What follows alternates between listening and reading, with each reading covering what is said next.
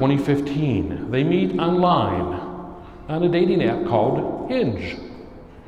It's based on the third degree of separation, having similar Facebook friends. When he sees her, he had been on the site for a month.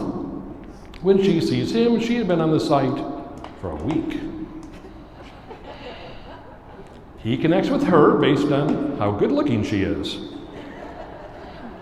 But she contacts him first. She says simply, "Hi." She likes his profile. He's playing basketball in college and likes that he's 6'2". In his photos, it looks like he has friends. He's athletic and good looking, but the photo that sealed it for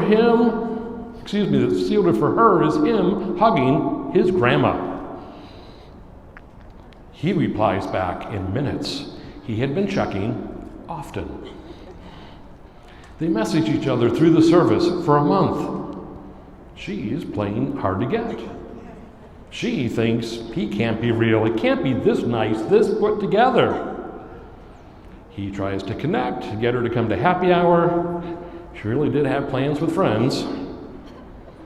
The first phone call, she's driving home from Indianapolis from her sister Amanda, a bridesmaid's place.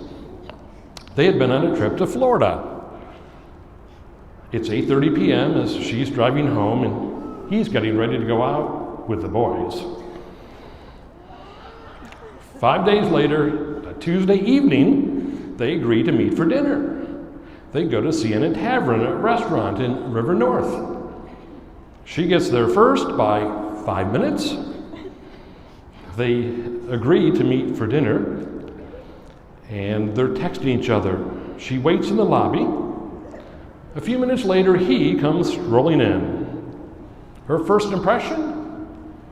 There he is, and he's wearing blue khaki pants. His first impression? Yay, finally. He's so nervous.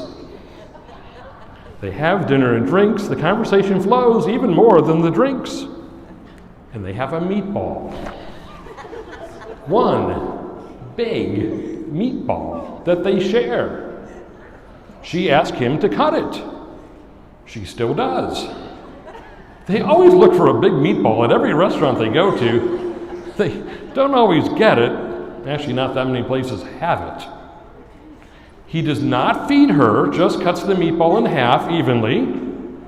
But she was used to her dad cutting her steak when she was growing up. She's supposed to leave by 7:30 p.m. for a guitar lesson. She skips it. She's having too much fun, but makes up the lesson the next day. They go to 2 more bars and have 1 drink at each. The evening ends at 11 p.m., late for a Tuesday. She gets a cab. She thinks if he doesn't kiss me, I'll be upset. It had been a month since they first connected because she made him wait. He's wondering what to do. Go for it and risk having her think he's not a gentleman? Like all guys, he cannot read the signs. Her cab comes. He opens the door. He grabs her arm. He pulls her away from the curb and kisses her. She happily kisses back. He has a sense of relief. She did not turn her head. They start hanging out all the time, every day. But she does not want to commit. She continues playing hard to get and being aloof. 4 months into it, he tells her on the phone when she's out of town, "So you can think about if you want to be with me, I want to be with you." He means exclusively. She calls him 20 minutes later.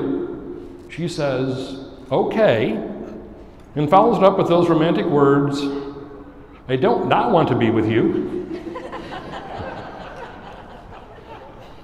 They have been dating ever since. How did Dustin propose to Alexandra? They did not look at rings together, but he knows what she likes, for if they were at the store, she'd say, I like round ones. I want diamonds on the band. She'd make comments about friends' photos when they got engaged. She bugs him. She'd be moody when a friend got engaged, and she'd be that way for a week. He gets the ring a few weeks before he proposes. He hides it in the bedside table drawer. She's not suspicious. When it happens, it happens. It's a Thursday, December 12th, 2019. They are both at work that day. She's hosting a work event at Slightly Toasted, a bar near the old post office.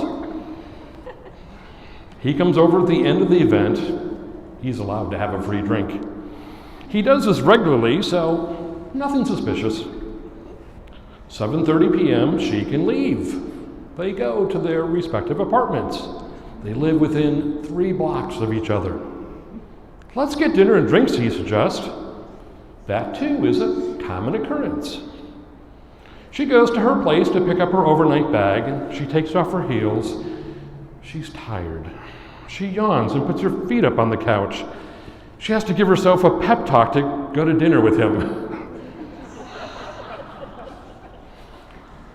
She puts on low-heel booties. It is winter.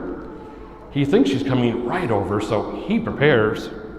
He lights candles. They're all Christmas scented.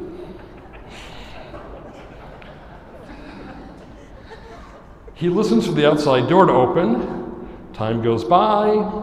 He starts watching YouTube videos, his go-to thing.